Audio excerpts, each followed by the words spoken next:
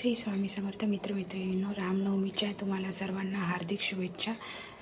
मी तुम्हाला आज सांगितल्याप्रमाणे रामनवमीच्या विशेष सेवा सांगणार आहे। तर पहिली सेवा आहे रामरक्षेचं 11-21 वेळा पठण करावे।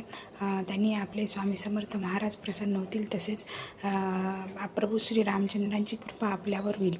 तसेच ज्यांना शक्य आहे त्यांनी हनुमान चालीसा व बजरंग बाणाचे पाठ करावे व श्रीराम जय राम जय जय राम असा जप करावा। आता मी तुम्हाला उपास कसा करायचा व पूजा पद्धत कशी आहे हे सांगणार आहे। तर सर्वप्रथम ज्यांना शक्य असेल त्यांनी फक्त फळावर राहिलं तर उत्तमच, पण ज्यांना गोळ्या आहेत, डायबिटीज, BP, त्यांनी फराळाचे पदार्थ खाल्ले तरी चालतील।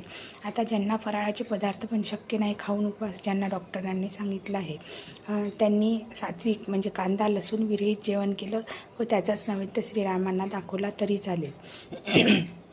श्रीरामचंद्रांना पुरणाचा सगळा नैवेद्य करून आपल्याला नैवेद्य दाखवायचा आहे। जर आपण फलाहार घेत असलो तर श्रीरामचंद्रांना सुद्धा आपल्याला ती सर्व फळे नैवेद्य म्हणून दाखवायची आहे।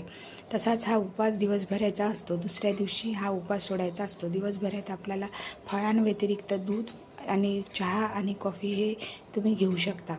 म्हाताऱ्या व्यक्ती व ज्यांना डॉक्टरांनी उपवास करायला नाही म्हटलं आहे ते सगळं जेवण करून पण हा उपवास करू शकतात। फक्त कांदा लसूण त्या जेवणात वापर केलेला नसावा, तसंच सात्विक असावं ते जेवण आणि दिवसभर श्रीरामचंद्रांचा जप केला तर फारच उत्तम। तसेच ज्यांना शक्य आहे श्रीरामांचं जितके पारायण करता येतील दासबोध व हनुमान चालीसाचे तितके त्यांनी करावे।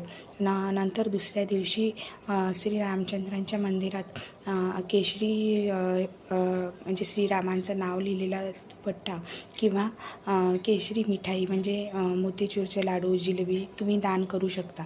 पण त्या दिवशी दिवसभर आपल्याला ज्यांना शक्य असेल त्यांना फळांवरच राहायचे आहे। जेवढे सीझनल फळं मिळतात तेवढे खाल्ल्यास उत्तम। रामजन्म हा 12 वाजताच्या आधीच साजरा करायचा असतो। दुपारी 12 नंतर शक्यतोवर साजरा करू नका। तर 12 वाजताच्या आधी रामनवमी तुम्हाला साजरी करायची आहे। तर अशा प्रकारे तुम्ही रामजन्म साजरा केल्यास आपले स्वामी महाराज तसेच श्रीरामांची आपल्यावर कृपा होईल। श्री स्वामी समर्थ।